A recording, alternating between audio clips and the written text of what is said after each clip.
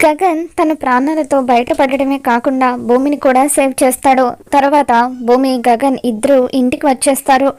భూమి ఎంతో ఆనందంగా పూరితో శారదతో కబుర్లు చెబుతూ ఉంటే అప్పుడు పైన బాల్కనీలో నుండి గగన్ భూమిని చూస్తూ పేపర్ మీద ఏదో రాస్తూ ఉంటాడు. అలా భూమికి గగన్ ప్రేమ లేఖ రాస్తాడు.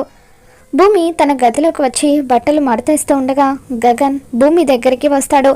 నేను నీకొకటి ఇవ్వాలనుకుంటున్నాను, అది చూస్తే నువ్వు చాలా హ్యాపీగా ఫీల్ అవుతావు అని చెప్పి గగన్ అంటూ ఉంటే ఏంటి బావా అది అని చెప్పి భూమి అంటూ ఉంటుంది.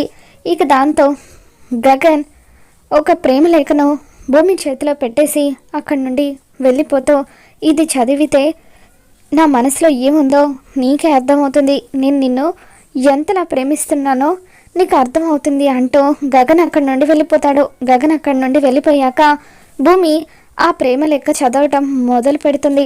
నా ప్రియమైన భార్య భూమికి నేను నిన్ను ప్రేమిస్తున్నానని చెప్పడానికి పదాలు వెతుక్కోవాల్సి వస్తుందంటూ గగన్ భూమి మీద ఎంత ప్రేమ ఉందో అందులో రాసింది చదువుతూ ఉంటే భూమి చాలా హ్యాపీగా ఫీల్ అవుతూ ఉంటుంది. ఈ ఒక్క మాట చెప్తే నేను నిన్ను ఎంత బలంగా ప్రేమిస్తున్నానో అర్థమవుతుంది అంటూ ఐ లవ్ యూ భూమి అని గగన్ ఆ లెటర్లో రాస్తాడు. ఇక అలా గగన్ రాసింది చదివిన తర్వాత భూమి ఎంతగానో ఆనందపడిపోతూ ఆ లెటర్ని గట్టిగా హగ్ చేసుకుంటుంది.